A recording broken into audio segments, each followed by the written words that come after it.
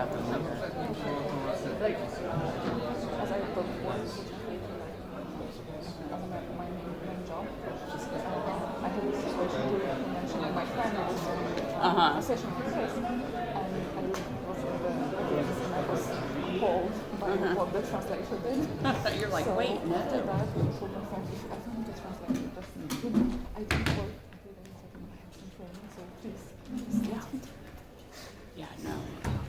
This student did that. Shall we begin? Yes, Have you got my pens or do I take them? I have your pens. You don't You'll get them back at the end. Oh, you do as have the well. pens? Yes. Can I Or have do you- just one, please? There goes my hostage. For me notes. To zapytasz o to, co trzeba tłumaczyć, czy... Oczywiście. Dobra. Okej, nie przedłużajmy już jeszcze bardziej. Tak. Witamy wszystkich. Na początek będzie pytanie do Was, nie do Pani Klaudii, tylko do Was. Czy ktoś z Was nie zna angielskiego w ogóle? Ręka w górę. Bo możemy tłumaczyć, nie znasz angielskiego, czyli tłumaczymy. Dobra, jedna osoba wystarczy, tłumaczymy wszystko, ok. Pytanie dodatkowe. Czy jest ktoś, kto nie zna polskiego i musimy też tłumaczyć pytania?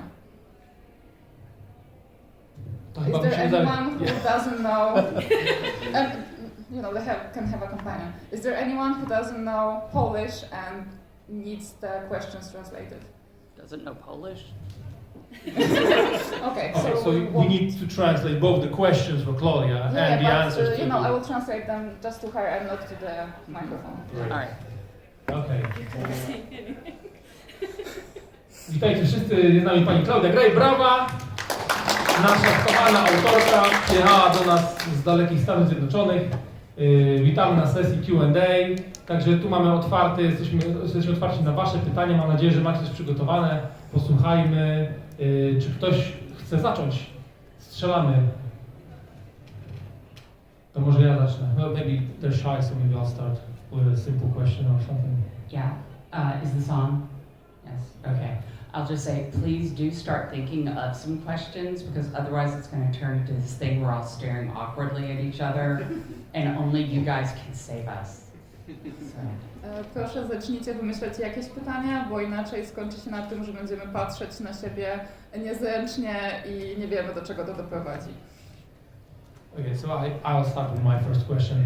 Is it your first time in Poland, Claudia? Yes. Top. Yeah! That will be the only answer in Polish this whole night. Pytanie było, czy jest to Twoje pierwszy raz w Polsce? Odpowiedź brzmiała tak, po polsku. I jest to ostatnie słowo, które Klaudia powie po polsku. Okay, so Poland, how do you, I don't know, maybe your impressions at first, or is there something, when you're in Poland, do you want to try or see something especially? I really want to go see the Warsaw, the museum of the uprising of the Warsaw Ghetto in World War II. When I was young, I read this book called Mila 18 by Leon Uris, which told that story. And like, it was one of those books, you know how you are when you're a teenager, you read it again and again and again and again.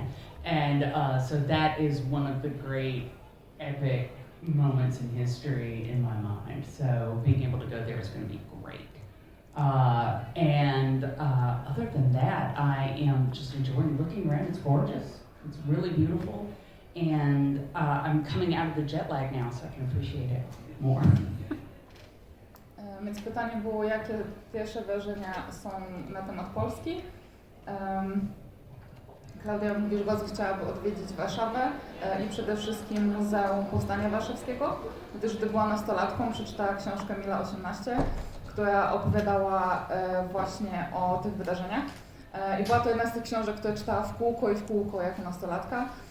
Jest to taki epicki moment historii, więc właśnie bardzo chciałaby doświadczyć tego, co może pokazać Muzeum w Warszawie.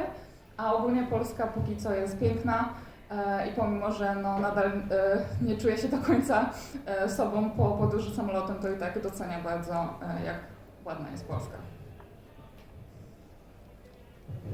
To może teraz wy. To ja mam takie pytanie, bo wszyscy chcemy Wickama, żeby umarł, ale skąd pomysł, pomysł, żeby połączyć wszystkie postacie właśnie od Austin? So the question is actually about your books about inspired by Jane Austen. About which? Inspired by Jane Austen. Oh, yes. So why exactly? Like she said that everyone wants Wickham to be dead. Yes. But where did you get the idea to mix up all the characters into this one book? Okay, I have written, so far we've had published 2 mysteries that are set in the world of Jane Austen. I've written a 3rd, I'm going to start work on a 4th very soon. And the idea came, it was about somewhere between 10 and 15 years ago. The great novelist P.D. James, great crime novelist, mystery novelist, came up with Death Comes to Pemberley. And I was so excited for this book. I was just like, Wickham's gonna die, and everybody's got a motive, this is great. Anyway, the book came out, and again, it's been out for more than a decade, so spoiler, Wickham does not die in the book. And I was just like, what? This is nuts, you know? And I couldn't get over it. And I learned from that a really important lesson. I mean, we're all fans here, all of us. And we know what it's like when something, you know, that you love takes a direction you didn't think it was going to take. And sometimes you don't like it, and yes, sometimes mistakes are made, but sometimes you're not being able to get over that as your creative self knocking, you know, and saying, oh, actually you want to do this. And over time I realized that I did, and it took me a long time to turn to it because it's very different from the rest of the books that I've written. But luckily, you know, it has found a publisher and an audience, and I absolutely adore the series. I hope I can keep going for a while. Anyway, short answer, somebody else didn't kill Wickham, so I had to. Więc pytanie było, nie wiem czy wszyscy słyszeli, o książki inspirowane Jane Austen, nie Gwiezdne Wojny tym razem. Więc Claudia napisała 2 książki kryminalne, dziejące się w świecie Jane Austen. I pomysł się wziął stąd, że około 10-15 lat temu przeczytała książkę P.D. Jamesa, który właśnie pisze kryminały, która ma tytuł Śmierć przychodzi do Pemberley. I Claudia spodziewała się, że na pewno Wickham zginie w tej książce. No jakby mógł nie zginąć, wszyscy mają motyw, aby zabić Wickhama. No ale nie zginął, więc była bardzo oburzona. Stwierdziła, że to nie może tak się skończyć. I jako jesteśmy wszyscy tutaj fanami, dobrze wiemy jak to jest, kiedy mamy pewne oczekiwania i jednak historia nie idzie w tym kierunku. Więc nieważne jak bardzo byśmy chcieli, nie możemy przejść ponad tą rzeczą, która się spodziewaliśmy, że się stanie, ale nie stała się. Więc jakby inspiracja zapukała do Claudii i postanowiła napisać własną wersję wydarzeń, w której Wickham jednak zginął. Jest to zupełnie inna seria niż książki, które zazwyczaj pisze, ale uwielbia to, co zrobiła z tą serią i się bardzo cieszy, że znalazła wydawcę. Krótka wersja tego wszystkiego, co właśnie powiedziałam. Wickham nie zginął, więc trzeba było go zabić. I do powiedzenia, tak, bo Klaudia napisała 2 zostały wydane książki z tej serii, 3 już napisała i 4 zamierza napisać niedługo też. Niestety w Polsce nie są wydane.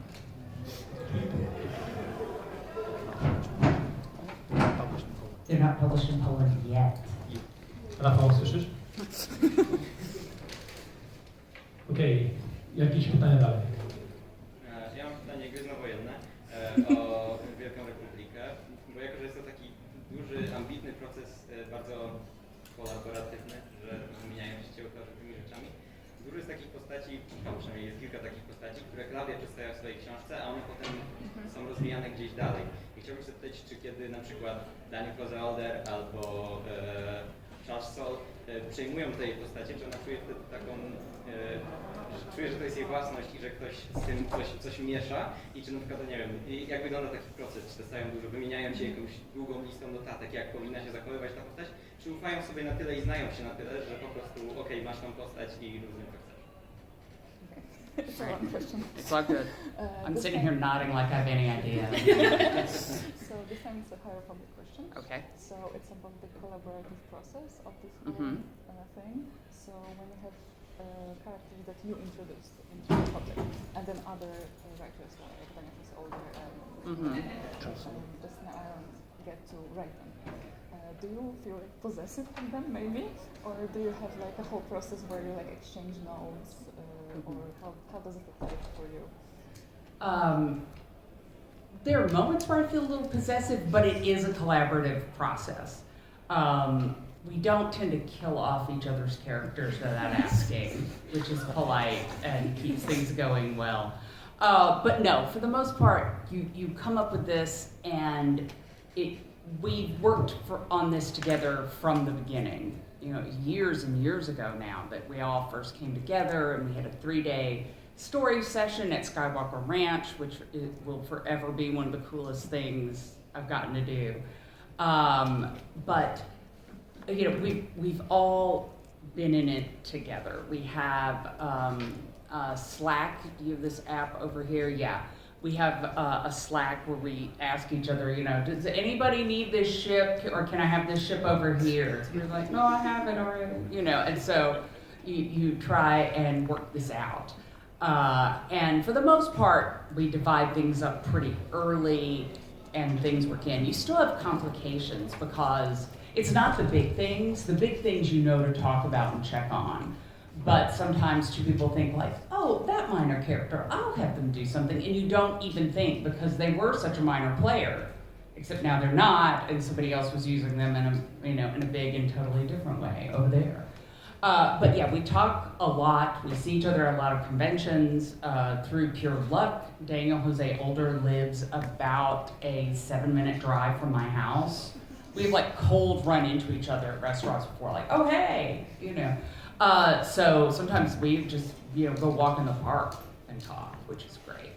Mike Siglain, who's sort of the head of publishing over Star Wars, is very, very responsive by text, which is why he gets things, you know, for me late at night going, just hear me out, it's Star Wars meets Name of the Rose, you know, and he has to go through this on his own, poor man. But yeah, we work together, and if you feel something really isn't right, you know, if you really object to some big thing, we've all felt free to raise that, and generally speaking, we find something that satisfies what the writer needs to do with the story, but maybe overcomes whatever that objection is. That said, you know that you're creating characters that don't belong to you. You know, they don't belong to each other. They belong to Star Wars. And, you know, ask Tim Zahn, Thrawn belongs to Star Wars.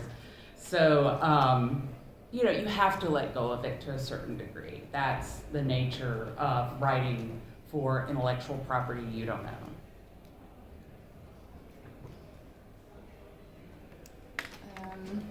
Więc tak, Claudia jest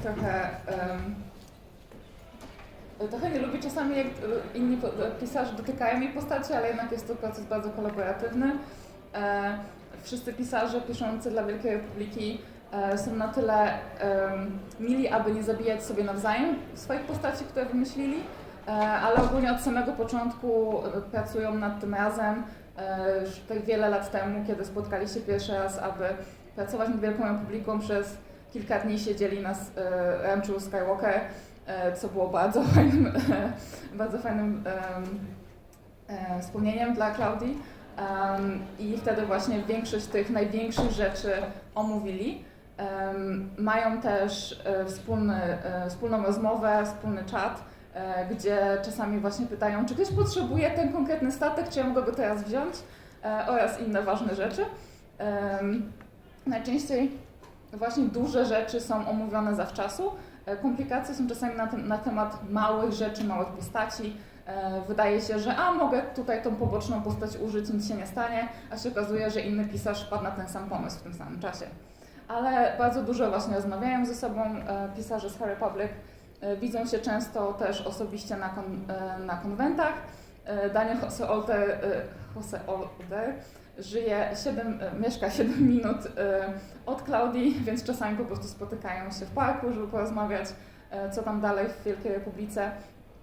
Plus mają bardzo responsywną osobę w dziale publikacji gwiezdnowojennych, który odpowiada również na wiadomości Klaudii w środku nocy, gdy nagle wpadnie na jakiś pomysł.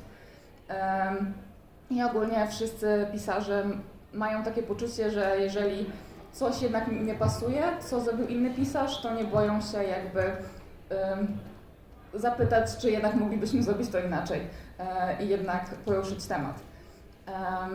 No i jeszcze przychodzi do tego właśnie kwestia tego, że mimo, że to są postacie, które oni stworzyli, to jednak należą one do Gwiezdnych Wojen i do większego wydawcy. Zapytajcie Timothy'ego Zahna, jak to było z Throne'em, który należy do Gwiezdnych Wojen. Więc mimo wszystko jest to proces pisania dla większego franchise'u i tak naprawdę wszystko nie jest do końca w igrekach. No franchise.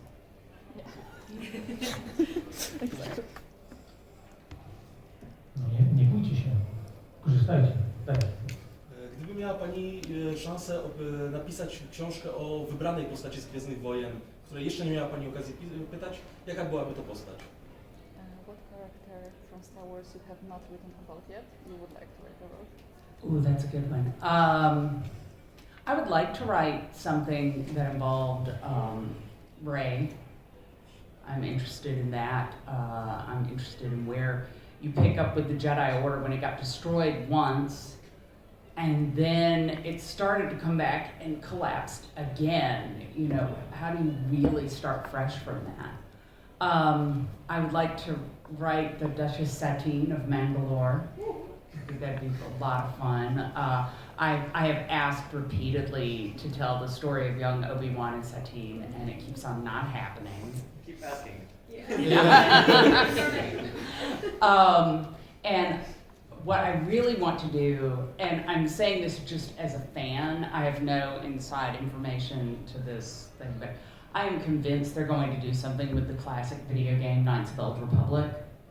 And I would love to write any or all of those characters. Jahani, HK-47.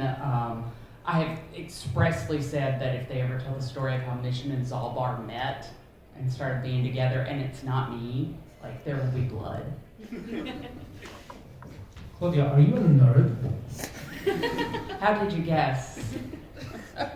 That last answer was completely like my eyes were out.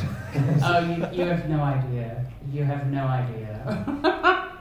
Like, no, I'm not even going to go there. I'm very, very nerdy. You're one of us now. Więc postacią, której Klaudia chciałaby napisać, jest Rey. Bardzo fascynuje ją to, że mamy zakon Jedi, który upadł ponownie i ponownie powstaje z martwych, więc gdzie się znajdujemy i jak do tego podejść, jest to bardzo fascynujący temat. Chciałabym również napisać o Satine. Uważam, że jest to bardzo fajna postać, z którą na pewno można by opowiedzieć coś ciekawego. I przede wszystkim chciałabym napisać książkę o młodym Obi-Wanie i Satine i o tym, co się stało na Mandalorze, kiedy przebywali tam razem. I też, jak wszyscy wiedzą, jest to tajemnica Poliszynela, że robimy coś na nowo z grą Knights of the Old Republic, rycerze Starej Republiki. I chciałabym napisać o jakiejkolwiek postaci z tej gry. Ma kilka swoich ulubionych, których nie zdążyłam napisać, przepraszam, ale jakby jest kilka rzeczy, które stwierdziła, że jeżeli będą napisane, to musi być to ona. Ja tylko dopytałem, bo po tej odpowiedzi o Kotorze po prostu wyglądało, jak była totalnym nerdem i zgodziła się ze mną, że jest i jest dzięki temu jedną z nas. To na pewno pasuje do Coperniconu, jak my wszyscy, prawda? Nie wstydźmy się tego, jesteśmy nerdami, okej? Okay? Dobra, też. Follow-upowe trochę pytanie, to właśnie takie nerdowskie, bo wszyscy mamy w Gwiezdnych Wojnach jakieś takie swoje ulubione trzecio-czwartoplanowe postaci, glapshitów tak zwane. I chciałbym zapytać właśnie Klaudii, czy ma jakąś taką, jakiegoś tam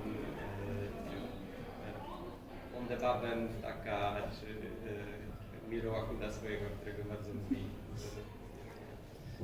So it's a follow-up nerd question. Okay. So we all Star Wars fans have this one minor character from the fourth, train. Yeah. So that's so-called by the internet clubshitters Okay. of Star Wars. So do you have that kind of minor character that most fans probably won't even recognize, but you really love them? Oh, but who in this room is not going to recognize any of them? He is not a minor. Well, he's a minor character. He's not an unknown character, but he's a character that's gotten almost nothing done about him that I am interested in. Is Admiral Piet, because he's the only Imperial officer that we're ever asked to feel something for. You know, his fear of Vader. He does not want that promotion. You don't want the promotion into the job you just saw the last guy getting strangled for. You don't want that. And so you see him the whole movie, you just keep going back to him, and the whole time he's like, I'm gonna die. I'm gonna die. And at the last, you know, the Millennium Falcon gets away, you can see him think the moment has come, and Vader just walks off. And I am interested in that guy. So again, he's not an unknown character, but you never see stuff about him. And I think it would be really interesting to dig in and know more about him. Who else? Oh, and she's not minor either, and I just completely blanked on her name. The mechanic on Tatooine in The Mandalorian.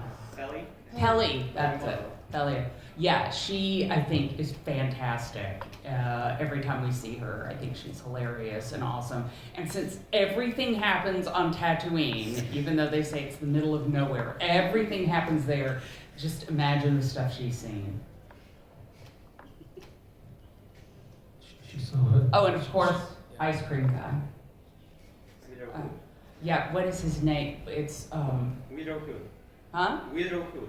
Yeah, so, Wheeler or something, yeah. I saw it, it's not Woodrow, it's like Woodlow or Woodrow or something, yeah. Do you guys know who I'm talking about? All right, some of you do, some of you don't. In The Empire Strikes Back, right after Lando's been like, get out, everybody's running around and they're panicking. This man runs through and he's carrying what was supposed to look like a piece of equipment, and it's an ice cream maker. And if you've ever made ice cream, you're like, that man is running around with an ice cream maker that he's not going to let the Empire take from him, which I respect.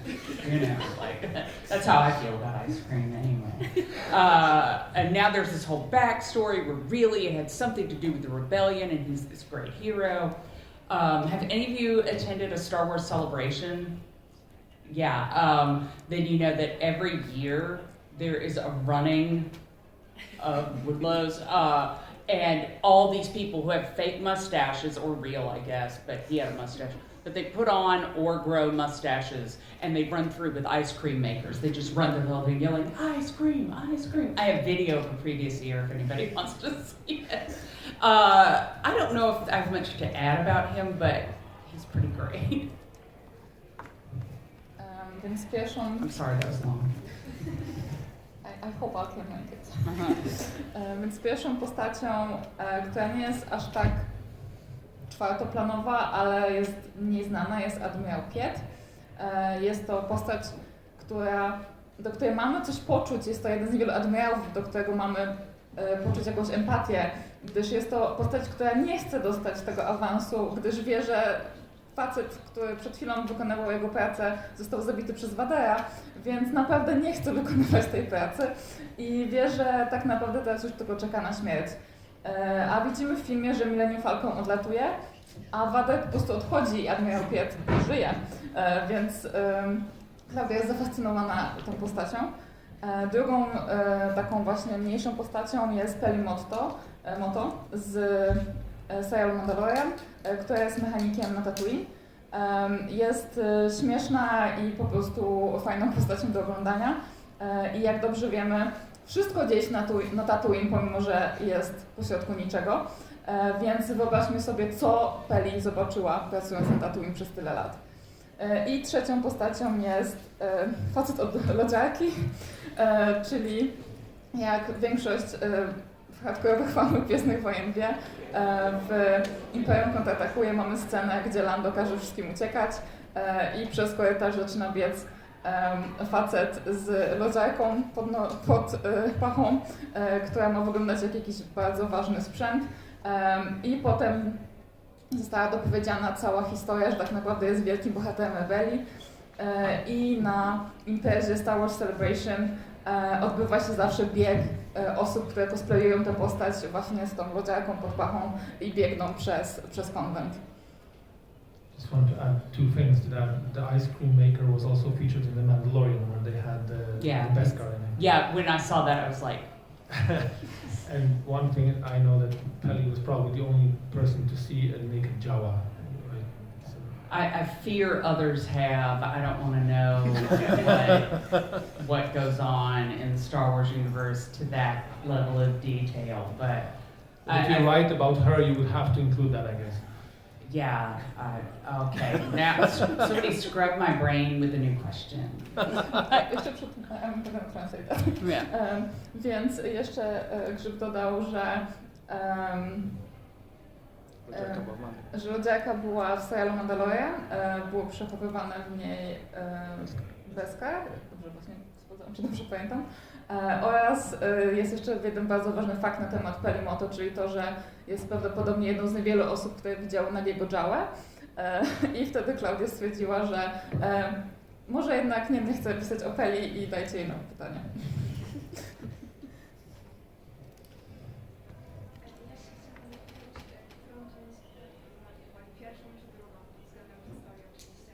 Część czego? Kotora. Which part of the Knights of the Old Republic do you prefer, the first or the second one, when it comes to the plot? Oh, I love the first one because it's so. I mean, my husband and I were just talking about this. Luckily, he is as big a nerd as I am. But we were talking about the fact that we love that it's like a little bit goofy sometimes. You know, like, oh, you have to stop and ask if you're going to help this girl with her dance tryouts. Like, you know, that happens. Or you have to go solve a murder mystery at one point. You go do that. Remember that whole weird storyline about the woman who's obsessed with her late husband's droid, and the droid is like, hide me from her. I love the fact that it goes all over the place. Like, the core story is phenomenal. I really believe that game is one of the great Star Wars stories. But it's the little details, I think, that make me not just admire it, but love it, you know. Więc preferuję pierwszą część Kotora. Właśnie niedawno rozmawiałam o tym ze swoim mężem, że to, co jest urokiem pierwszego Kotora, to to, że jest czasami po prostu głupiutka ta gra, że pomiędzy tymi wszystkimi ważnymi misjami pomagamy komuś w wygraniu konkursu na taniec, albo pomagamy kobiecie, która ma obsesję na punkcie swojego droida, a droid prosi, zabierzcie mnie od niej. I w ogóle ta gra po prostu potrafi być taka trochę o wszystkim i o niczym, a przy tym właśnie, jeżeli chodzi o tą główną fabułę, jest to tak naprawdę jedna z najlepszych historii opowiedzianych w świecie Gwiezdnych Wojen.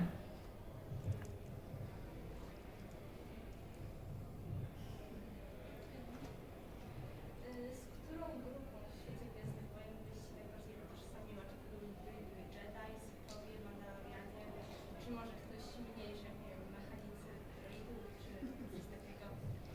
So which group in the Star Wars would you most associate with and like relate to? Would it be like Jedi or the Sith or Mandalorians or like droid mechanics or anything other you're coming with? I mean, I'd want to associate with the Jedi, but let's get real. I've always joked that if I was going to have a job in the Star Wars universe, I would want to be Lando Calrissian's Cape Taylor. You can just tell this is a man who cares about quality and will pay for it. And they're beautiful. I think that would be a great job. It's not really a group, though, is it? Definitely not a Mandalorian. You know, I know they can only eat like when they're alone. So I just think about this. Every Mandalorian has a little bendy straw like that he's eating from all the time. I want to say X-Wing pilots. I don't think I'm a particularly great driver, but as I'm reminded every time I take a long trip, I am not the worst driver. So maybe that would be it. I would love to be able to be a pilot and have a ship and go all around. Więc jest to bardzo ciekawe pytanie i Klaudia chciałaby powiedzieć, że utożsamia się z Jedi, ale no, bądźmy szczerzy, jak myślała kiedykolwiek o jakiej pracy chciałaby wykonywać w świecie Gwiezdnych Wojen, to jej marzoną pracą byłoby bycie krawcem odpowiedzialnym za story Lando i jego pelerynę, dziękuję. Gdyż widzimy zawsze, że Lando jest osobą, która dba o jakość, dobrze płaci, więc byłaby to naprawdę fajna fucha. Ale no nie jest to też grupa, w którą się utożsamić. Jeśli chodzi o grupy, to na pewno nie chciałaby być Mandalorianką, ponieważ no, muszą jeść sami, więc zawsze sobie wyobraża, że każdy Mandalorianin posiada taką specjalną, zgiętą słomkę do wciągania jedzenia, więc tak nie za bardzo jej się podobała ta wizja. Chciałaby być pilotem X-Winga. Wie, że nie jest najlepszym kierowcą, ale też zazwyczaj po długich wyprawach dochodzi do wniosku, że też nie jest najgorszym kierowcą, więc zdecydowanie chciałaby mieć swój statek i być pilotem. Tu jeszcze było? No. Gdybyś mogła na przykład spotkać się z taką postacią Gwiezdnych Wojen i pogadać z nią przez chwilę, to If you could meet any Star Wars character and just have a conversation, who would you meet? There are so many. There's so many. I mean, it would probably be most enjoyable and interesting to talk to Princess Leia. But then again, maybe I'm imagining talking to Carrie Fisher, who is a superhero in her own right. But I mean, Leia knew a lot. I now have to add Luthen Rail from Andor. That guy is fascinating, and I'm very interested in his backstory. And he really seems to know as much as anybody knew about the creation of the rebellion and what happened. And I would love to hear his theories about pretty much everything.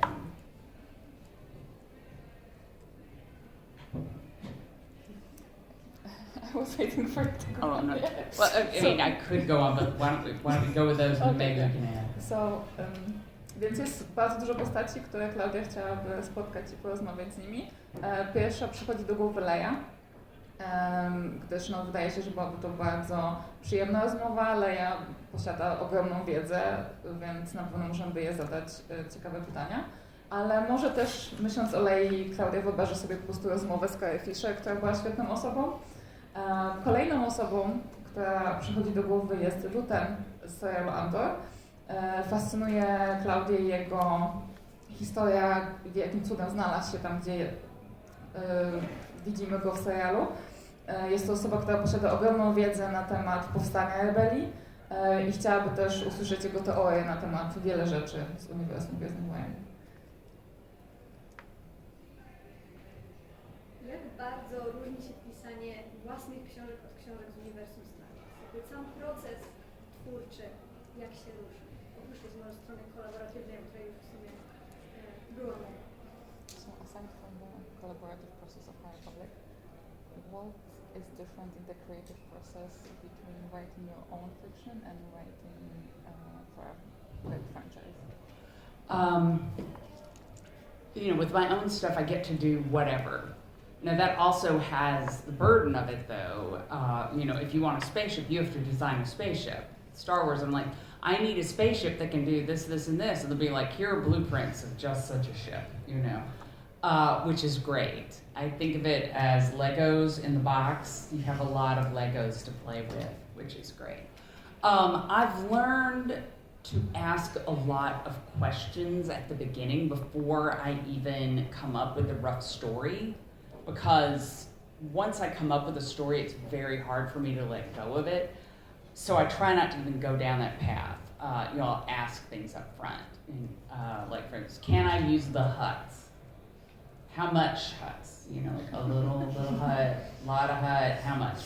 And they'll let me know. And sometimes they're like, you can't have that at all. And sometimes they'll say, you can have it, but be sure that you steer clear of this or that, And sometimes they're like, yeah, go for it. And so I try to ask those questions so I know where it's safe for me to imagine. I come up with an outline and turn that in.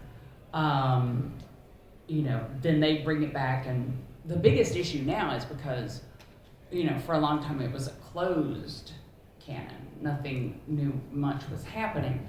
And now it's open. So sometimes they'll be like, oh, it's fine, you can do that. And then 6 months later, they're like, oh, okay, so we've just seen season 3 of The Mandalorian and bad news. So now they know like the big strokes of things and can warn you, but there are still changes. So I just try to ask that. They look over everything. I write it. If things do crop up that create conflicts, I try as much as possible to work with it in some way, to be like, well, if I just change it a little bit, then it'll match. It'll go together perfectly, which is awesome. One of the greatest things that happened at any time through working on this, when I wrote the first one, Lost Stars, they came back and they said, the big ultimate scene, which I won't spoil too much for anybody who wouldn't have read it, but they're like, if you change this just a little bit and you put it on Jakku, we can tie it to the movie. And I was like, all right, that's not even difficult. I can do that. So I did that. It did not require much editing, and turned it in. And the next day, I think, one of the trailers for The Force Awakens came out. And the first shot, that John Williams music was playing, the first shot, and they panned across something I had written.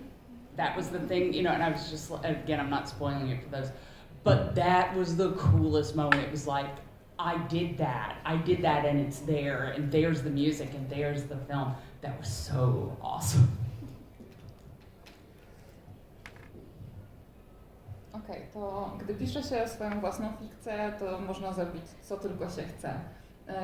Ale też są do tego różne strony. Jeżeli potrzebuje się użyć statku kosmicznego, to musisz samemu go zaprojektować, samemu go wymyślić. Gdy piszesz dla Gwiezdnych Wojen i potrzebujesz statek kosmiczny, mówisz im, potrzebuję statek kosmiczny i dostajesz wszystkie schematy. To jest jak grzebanie w pudełku pełnym Lego i wyciąganie kawałków, które potrzebujesz. Ale też wymaga to, aby proces kreatywny zaczął się wcześniej, aby zadawać bardzo wiele pytań, zanim się zacznie pisać. Gdyż jeżeli będziesz już za daleko w historii, okaże się, że nie możesz czegoś użyć, to wymaga to wiele poprawek. Więc za czasu trzeba pytać, ile mogę użyć chatów, czy tylko trochę, czy trochę więcej i tak naprawdę czego nie powinno się dotykać, a gdzie można zaszaleć. Na szczęście często odpowiadają na pytania zawczasu. Problemy pojawiają się z tym, jak obecnie działa kanon, gdyż przez długi czas kanon był zamknięty, a teraz jednak wiele się dzieje w uniwersum Gwiezdnych Wojen, więc czasami już po napisaniu czegoś pół roku później okazuje się, że jednak nie możesz tego zrobić, bo 3. sezon Mandaloriana właśnie wyszedł. Więc dobrze jest być w stanie się dopasować, jeżeli pojawiają się konflikty, to starać się pracować wokół nich, a nie od razu wszystko kasować. Jeżeli chodzi o konkretny przykład, to w powieści Utracone Gwiazdy jest pewna bardzo ważna scena, której Klaudia nie chciała zaspoilować, ale właśnie gdy oddała wersję książki już do sprawdzenia, do publikacji, dostała informację, że jeżeli zmieni tę scenę troszeczkę i zmieni jej setting, to gdzie się dzieje na Jakku, to będzie to bardzo fajne powiązanie z następnym filmem, który będzie wychodził. I rzeczywiście następnego dnia, kiedy dokonała tej zmiany, zobaczyła zwiastun do epizodu 7 i pierwsza scena tego zwiastunu rzeczywiście nawiązywała do tego, co napisała w Utraconych Gwiazdach. I było to świetne uczucie zobaczyć coś, co napisała na ekranie z muzyką gwiezdnowojenną i stwierdzić, wow, to ja.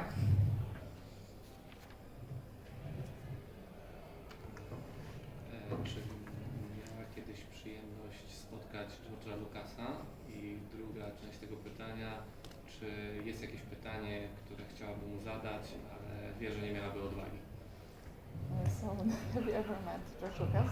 That's the first question. And if you were able to ask him one question, what would it be? And it's a question that you would not probably ask, but you wanted to ask. No, I have not met George Lucas. The closest I ever got was going to Skywalker Ranch, although I will say that place is spectacular. Like,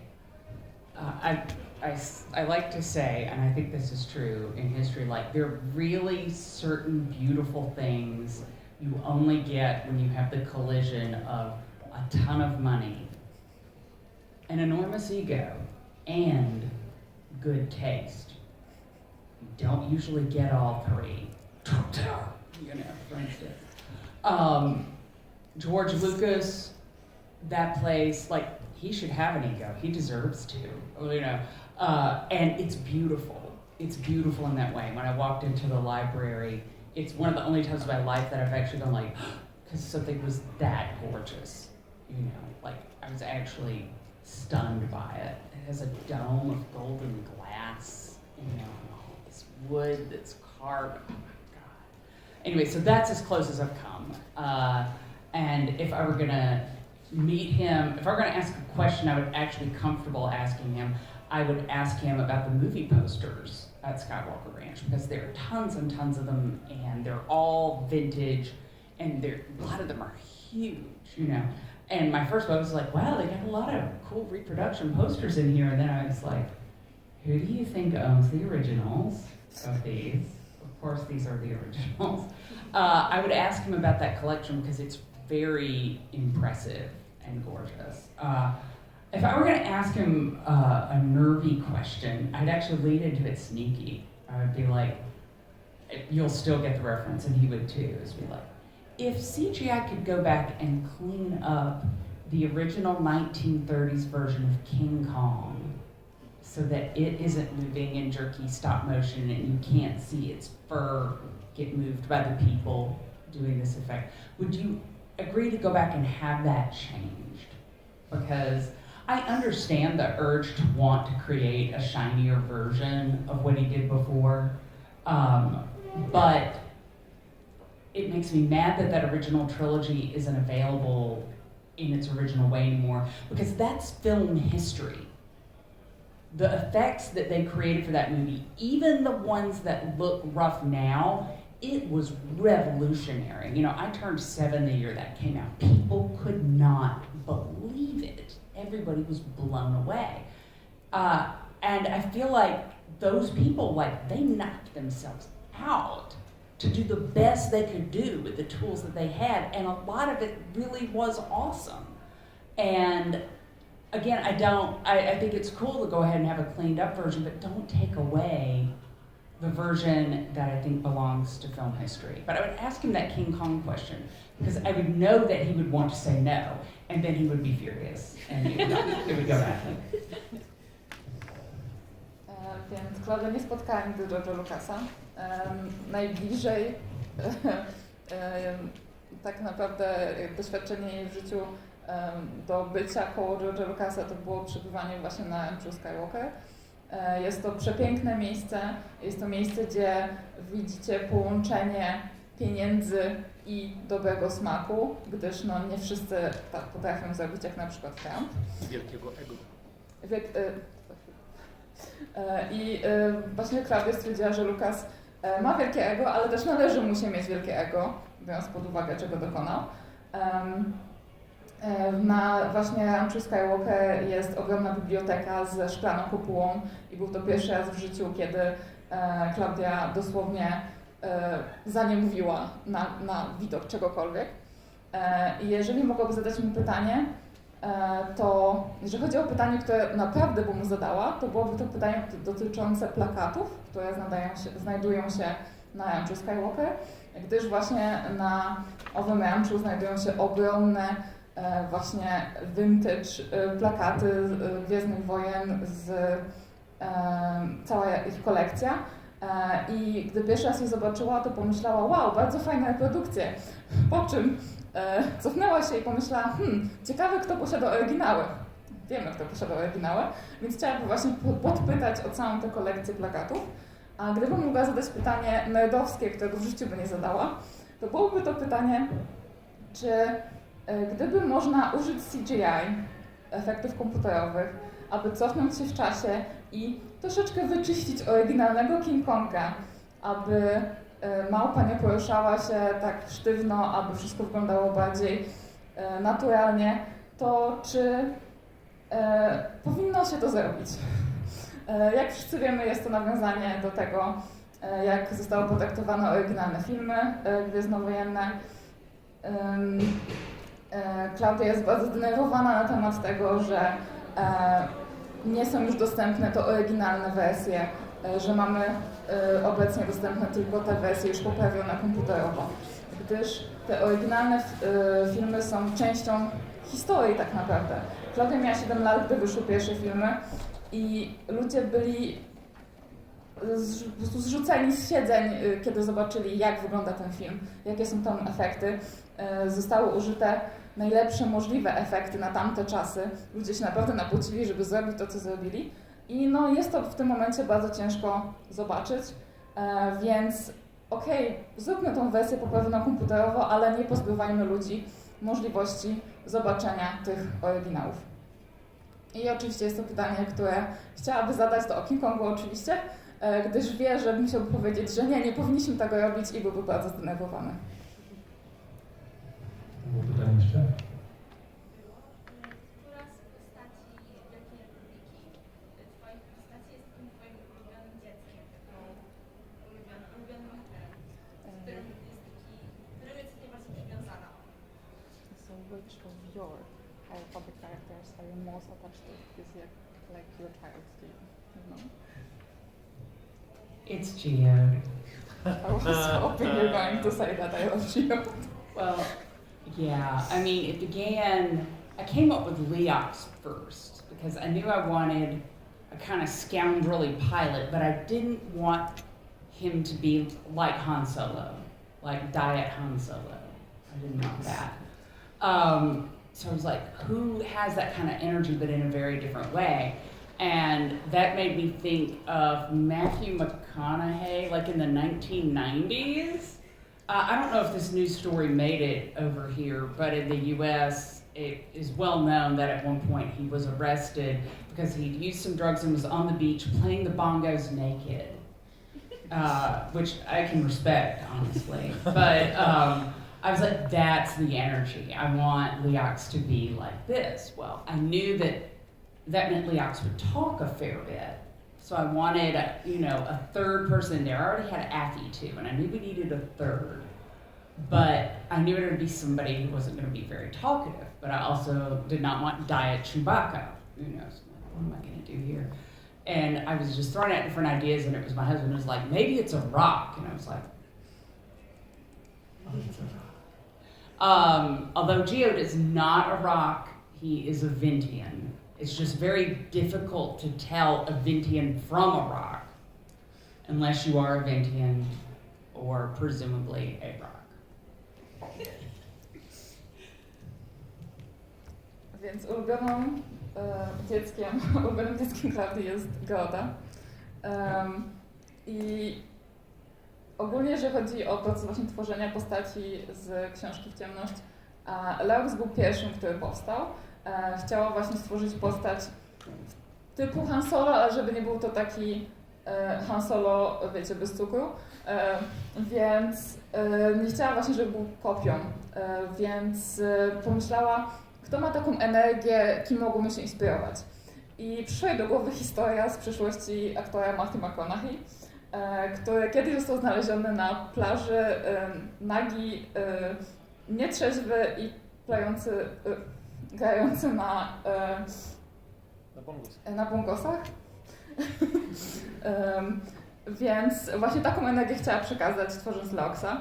Wiedziała również, że Leox będzie dużo mówił, więc potrzebował w ekipie postacie, które trochę to zbalansują. Affy również też już była w tym momencie stworzona. I mąż Claudii podpowiedział, co jeżeli będzie to po prostu kamień. gdyż też właśnie tutaj tworząc Geodę nie chciała Klaudia robić kolejnego teraz tym razem Czubaki bez cukru. No i właśnie idąc tym krokiem, co jeżeli byłby to kamień, czyli osoba, która no, niezbyt dużo mówi, stworzyła postać Geody, która jest Wintianinem, nie kamieniem, ale no z Wintianinami tak jest, że ciężko powiedzieć, czy jest to Wintianin, czy kamień. Wait, I have to show them. I was given these. Now he's fallen over, but it's a Leox and an Affy and a Geode. They gave me these special. Tak, więc to są specjalne Lego właśnie Alfie, Leoxa i Geody, czyli ekipy statku.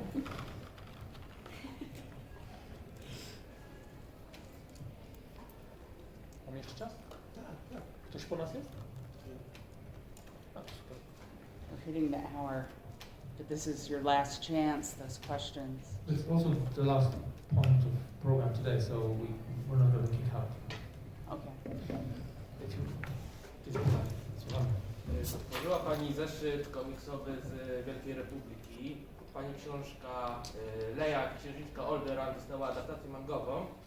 Jak się Pani zaopatruje na inne medium niż książkę, na przykład właśnie komiksy, czy jest Pani zadowolona z efektu adaptacji swojej książki i czy chciałaby może Pani kiedyś kontynuować tworzenia komiksów, może jakąś dłuższą serię i jak się Pani współpracowało z rysownikami, z rysownikiem z serii komiksowej? Znaczy jednego zeszytu. Czy brała Pani czynny udział w tworzeniu tej adaptacji mangowej? So this is a question about comics. So you wrote the one issue for the Republic comics. So how was the process there working with the artist, and would you like to do more, like maybe a running series? And then also about the Leia manga adaptation. Are you satisfied with how it is adapted? Would you like to do more in other media? As to the manga, they did both Leia and Lost Stars as manga. The extent of what I got there was them going, we've done a manga. And I'm like, oh, okay, and then they mailed it to me, and that's the input that I got. That said, I've read them both. I think they're great. There are actually a couple changes that the Leia book makes that I'm like, honestly, I can see that. I think that makes sense. So those I really loved. The Quest of the Jedi comic I really enjoyed as well because I always like the mystic Jedi, the ones who are,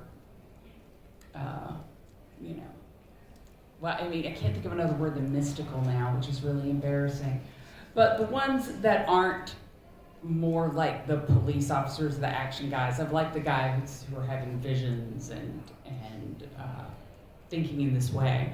And in the High Republic, we already have sort of a more mystical age than you see in the prequels, for instance. By the time of the prequels, the Jedi Order's kind of gone a little bit astray. I mean, they're still trying to do right, but they've kind of become the Republic's police force. I mean, you don't hear, in any of those three movies, you don't hear Yoda say one wise thing. It's always like, the gun these Clone Wars have, that's all he's got. Also, they're just fine with that. It's like, oh, here's a whole army we had no idea. Guess we'll use them. What could be the problem there? But anyway, so I love the mystics, but since the High Republic is already more in that vein, I thought, okay, this comic gives me a chance to write about somebody who really does commune with the Force through visions and dreams, and that's how he does it. That's his language. Because in a comic, you can show that and make it feel real in a way that in prose would not be as effective. So that was really exciting to get to do. And they said, we've always said from the beginning of the High Republic, we wanted it to have, some vein of the Arthurian in it, like King Arthur, etc. And there was a very good movie that came out a couple of years ago called The Green Knight. Did any of you happen to see it? Yeah, I thought that was really amazing. And that was exactly the kind of feel that I wanted for it, was something that had that very traditional thing, but was also a little bit strange and a little bit off, upsetting, but also had some modern things, like that woman who had come up basically with photography, back then, but the old photography with plates and chemicals and this. They made it work, this sort of thing. So those got to be the visions in the comic. I would love to do more in that vein, absolutely.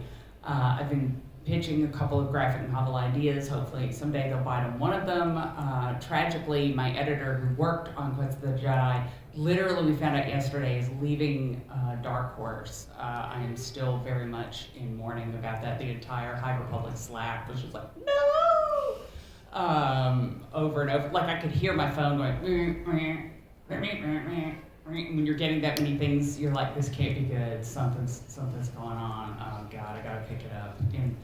And that was the news yesterday. So I'd love to do more in that vein, but we'll have to see. Jeżeli chodzi o adaptacje mangowe, były dwie, nie tylko Leia, ale również Utracone Gwiazdy, to Claudia została poinformowana, wydaliśmy twoje książki jako mangi i powiedziała okej, i to był koniec jej wkładu w tę adaptację, ale ogólnie podobają mi się te adaptacje, przeczytała je i zmiany, które zostały wprowadzone, również uznała, że jak najbardziej miały sens. Jeżeli chodzi o ten jeden zeszyt komiksowy z Wielkiej Republiki, to właśnie opowiada on bardziej o tych mistycznych Jedi, nie tych, którzy robią piruety i tak naprawdę są policją, ale właśnie ci mistyczni, którzy mają wizję i tak dalej. Wielka Republika jest w ogóle bardziej mistyczna niż Jedi, których znamy z prequeli, którzy troszeczkę stracili tą mistyczność, są właśnie bardziej policjantami, pilnują porządku. Yoda w prequelach nie powiedział nic mądrego. Gdy dostali swoją armię, stwierdzili, jasne, użyjemy ich, jesteśmy Jedi, nie? To ma sens. Ale już pomijając prequele, wracając do Wielkiej Republiki, pisząc właśnie ten zeszyt, chciała sięgnąć po jeszcze głębiej w tą mistyczność. Chciała napisać o kimś, kto rzeczywiście komunikuje się z mocą i właśnie dzięki temu, że był to komiks, mogła to pokazać i wyszło to o wiele lepiej niż mogłaby to zrobić w prozie. W ogóle Wielka Republika inspiruje się dość mocno legendami arturiańskimi, więc właśnie pisząc ten zeszyt bardzo mocno inspirowała się filmem Green Knight z Dev Patelem, który wyszedł kilka lat temu.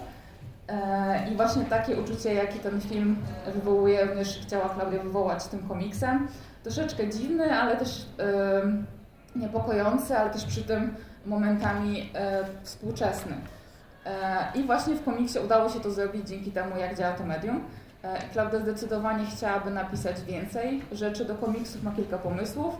Niestety dowiedziała się niedawno, że jej edytor z wydawnictwa Dark Horse odchodzi, który zajmował się Wielką Republiką w tym wydawnictwie. Było to bardzo nieprzyjemny news. Nie chciała podnosić telefonu, gdy zobaczyła, ile ma powiadomień, no ale niestety taka jest rzeczywistość, ale zdecydowanie mam nadzieję, że uda się coś jeszcze komiksowo zrobić.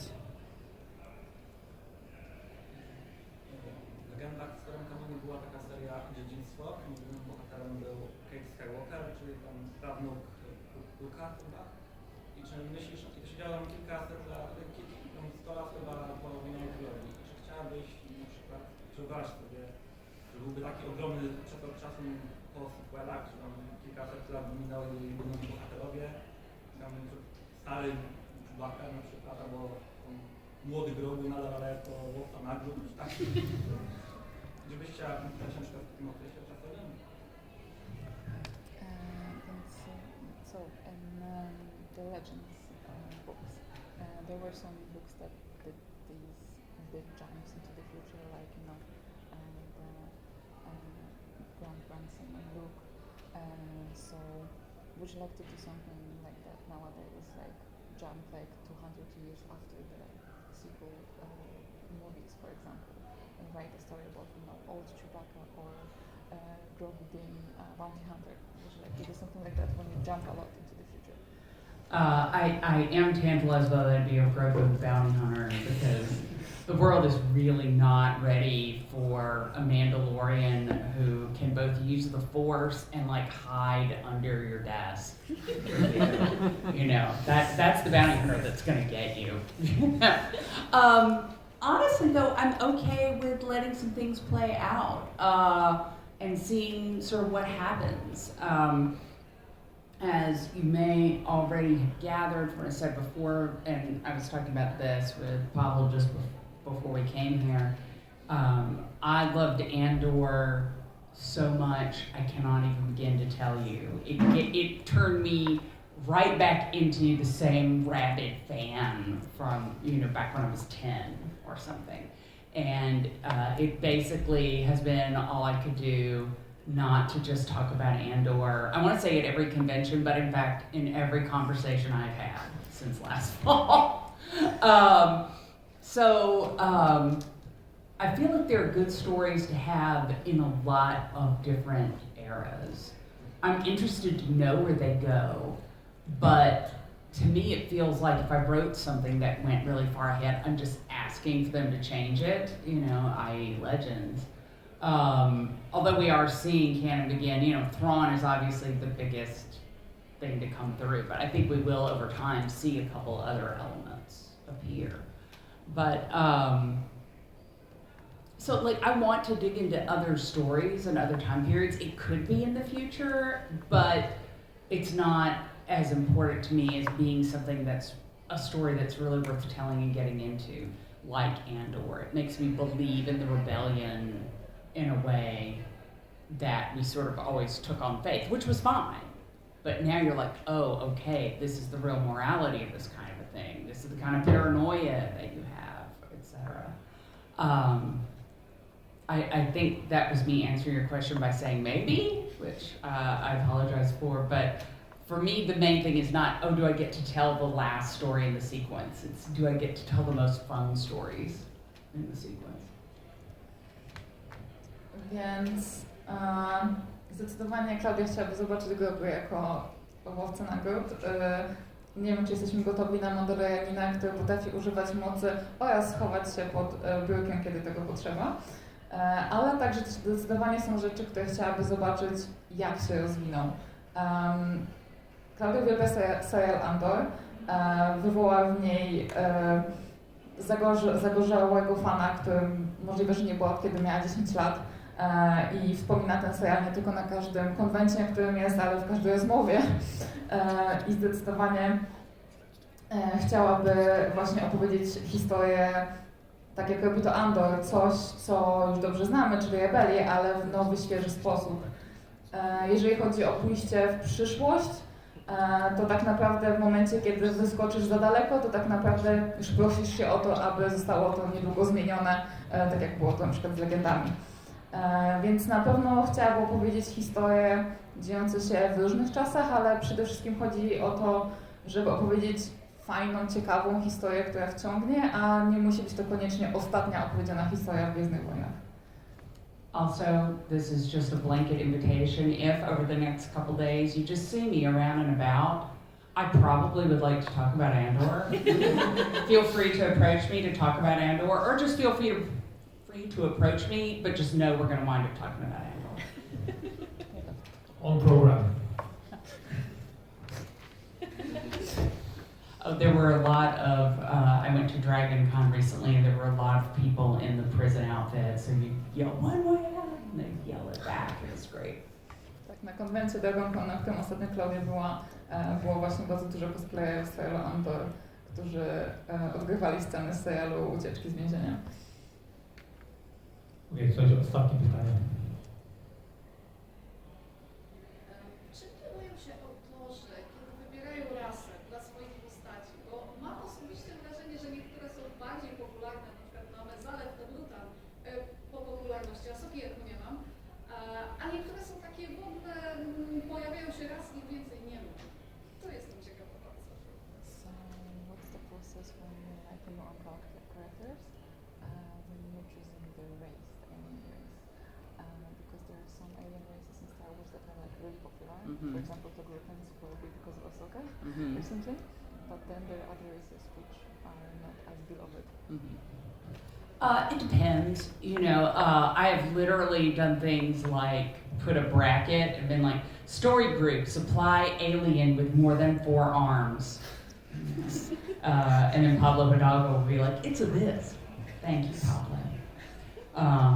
Pablo Hidalgo knows everything, by the way. And I've seriously talked about, in one of these conventions, I'm going to get a t-shirt made up with the 3 words that everybody working in Star Wars in the last 20 years has uttered at some point, which is, Pablo would know. All over, again, Pablo would know that.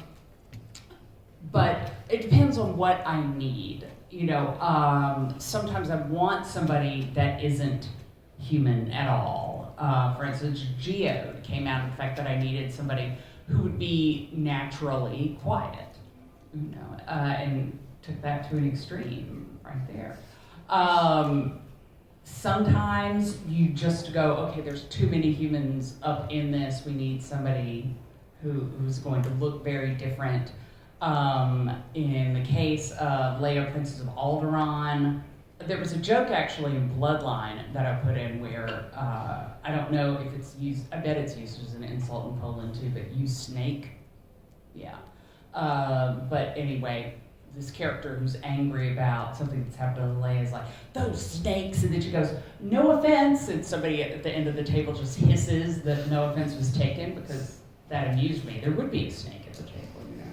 And so then I got to have a snake. I brought somebody from that race, the Philithar, into Leia, Princess of Alderaan, and was able to, you know, use that in an action sequence where they're having to get down a mountain in a hurry. I was like, this could be an advantage for a very large and intelligent snake.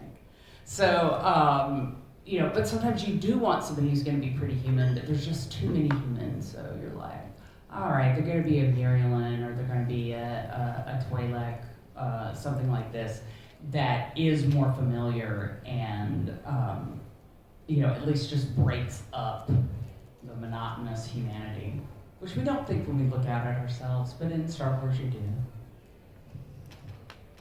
Więc to zależy, wybór rasy właśnie postaci. Czasami jest tak, że piszesz historię i wstawiasz nawias i piszesz potrzebuję tutaj kosmitę, który ma więcej niż 4 ręce, i wtedy pojawia się Pablo Hidalgo, który wie wszystko na temat Gwiezdnych Wojen i załatwia ci właśnie takiego kosmitę. Ogólnie Klaudia mówi, że na któryś konwent będzie musiała zrobić sobie koszulkę z napisem Pablo by to wiedział, co jest zdaniem, które na pewno każdy pisarz piszący dla Gwiezdnych Wojen w pewnym momencie powiedział. Więc jeżeli chodzi o wybór kosmitów, to też zależy właśnie od tego, co potrzebujesz w danej scenie. Czasami po prostu potrzebujesz kogoś, kto nie jest człowiekiem. Czasami potrzebujesz kogoś, kto jest naturalnie cichy i masz geodę, i tutaj już poszliśmy do pewnego ekstremum, ale spełniło to swoją funkcję. Czasami po prostu patrzysz na scenę i stwierdzasz, za dużo tu ludzi, to muszę wstawić jakiegoś kosmitę.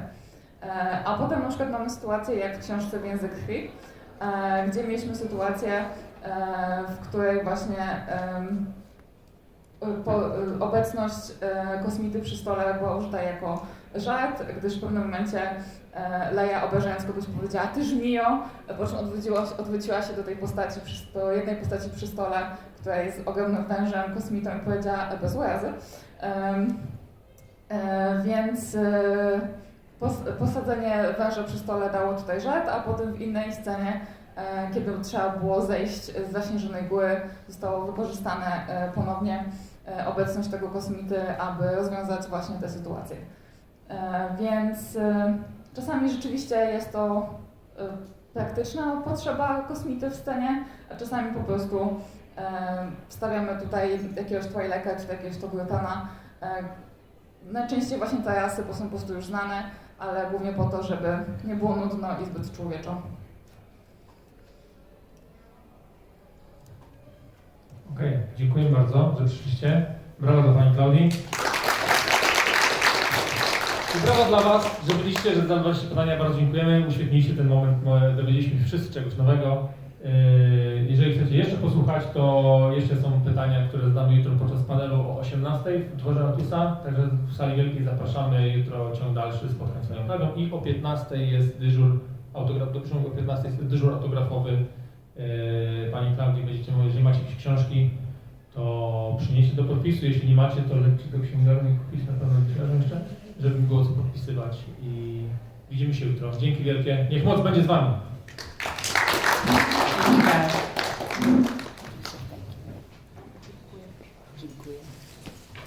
Dziękuję.